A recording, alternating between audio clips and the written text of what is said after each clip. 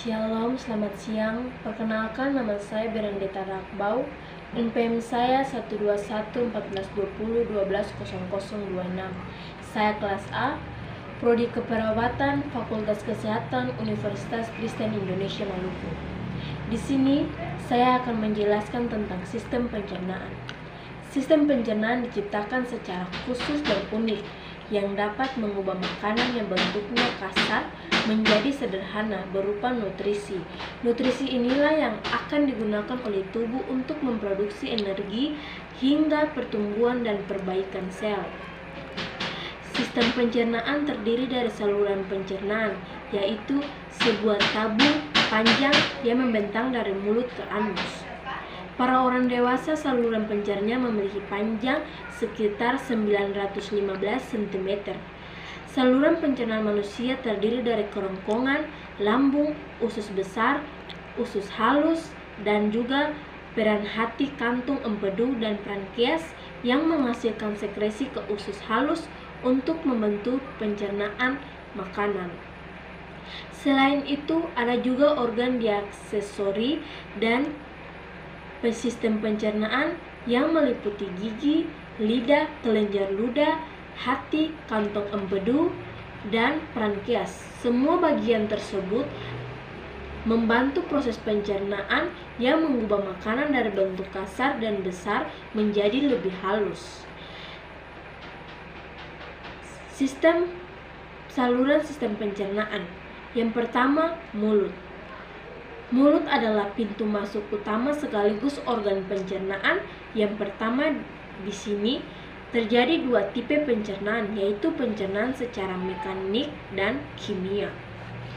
Pencernaan mekanik melibatkan gigi-gigi yang ada di dalam mulut bertugas untuk mengunyah, mengoyak, sekaligus menghancurkan makanan yang kasar dan besar-besar menjadi lebih halus.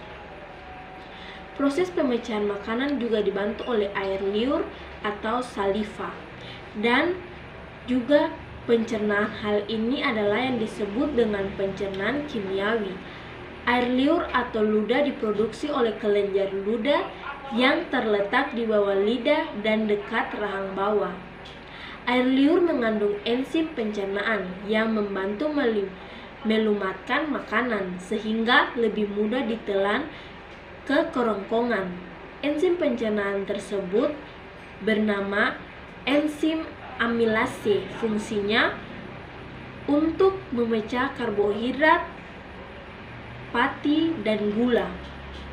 Saat hendak menelan, lidah berfungsi untuk membantu mendorong makanan menuju kerongkongan. Di permukaan lidah terdapat banyak papila kasar untuk menggenggam makanan karena digerakkan oleh otot-otot lidah.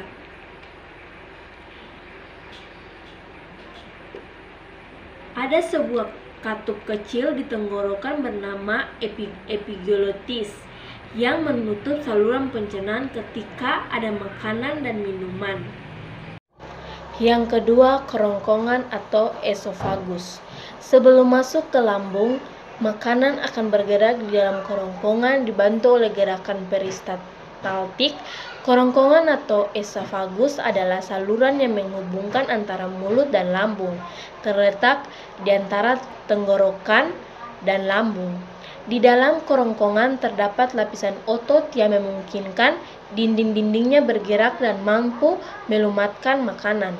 Saat makanan mencapai ujung kerongkongan, sfinkter atau cincin otot yang ada di esofagus bagian bawah akan relaksasi dan membiarkan makanan masuk ke lambung.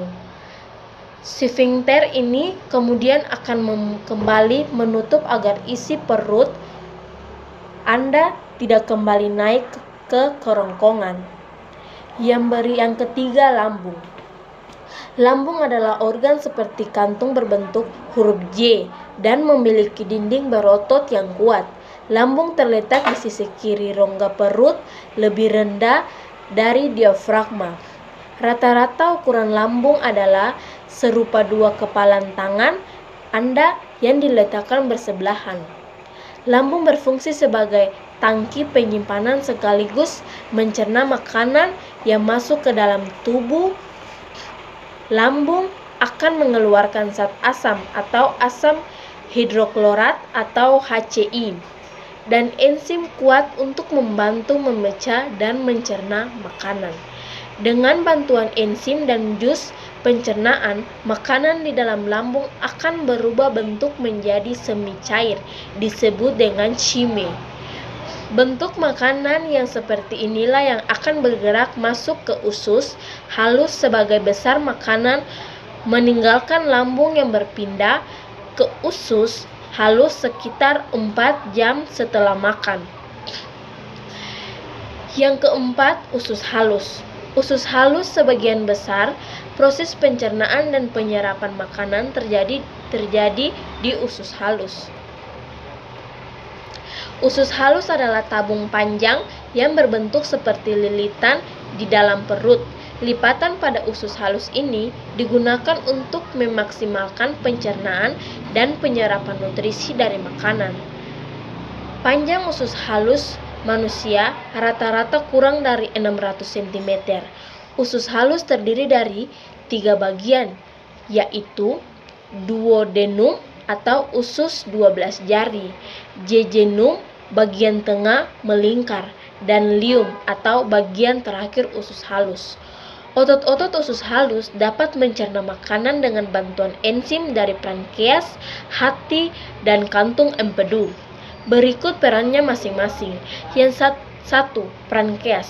Pankreas adalah organ berbentuk lonjong yang berfungsi untuk mengeluarkan enzim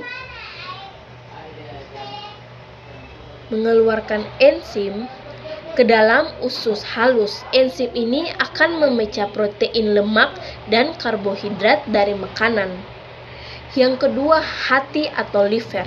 Hati memiliki 2 fungsi utama, yaitu menghasilkan cairan empedu dan membersihkan darah yang mengandung nutrisi dari usus halus. Yang ketiga, kantung empedu. Kantung empedu adalah organ berbentuk buah pir yang berada tepat di bawah hati. Ada banyak fungsi kantung empedu, yaitu untuk menyimpan cairan empedu yang diproduksi oleh hati, membantu mencerna lemak, dan menghilangkan zat-zat limbah dari darah. Yang berikut, selama Anda makan kantong empedu akan berkontraksi untuk mengeringkan cairan empedu ke usus halus. Makanan yang sudah bercampur dengan enzim dan cairan empedu tersebut kemudian akan dicerna dan diserap nutrisinya. Dibantu dengan gerakan peristaltik di sepanjang usus halus. Dinding usus halus bertugas untuk menyerap air dan nutrisi dari makanan ke dalam aliran darah. Sementara itu, zat-zat limbah dari proses pencernaan akan berpindah ke usus besar. Pada saat meninggalkan usus halus, sekitar 90% semua nutrisi dari makanan sudah diserap dengan sempurna. Yang kelima, usus besar. Usus besar adalah tabung berotot sepanjang 152-183 cm yang berbentuk U terbalik. Letaknya mengelilingi usus halus. Organ ini menghubungkan sekum atau bagian pertama usus besar ke rektum atau bagian akhir usus besar. Fungsi usus besar adalah mengeluarkan air dan garam atau elektrolit dari sisa-sisa makanan yang tidak dicerna dan mengubah limbah menjadi tinja atau feses. Proses ini dibantu juga dengan adanya bakteri simbiosis yang menyerap sejumlah nutrisi penting dari limbah, terutama vitamin K. Bagian-bagian usus besar antara lain. Yang pertama, sekum. Bagian pertama usus besar yaitu tempat perpindahan makanan dari usus halus ke usus besar. Yang kedua, kolon ascendens. Bagian usus besar yang bergerak naik terletak di kanan rongga perut. Yang ketiga, kolon transversum, melintang dari arah kanan ke kiri di bagian atas rongga perut. Yang keempat, kolon descendens. Bagian usus besar yang bergerak turun terletak di kiri rongga perut. Yang kelima, kolon sigmoid bagian akhir usus besar yang berbentuk huruf S terhubung dengan rektum.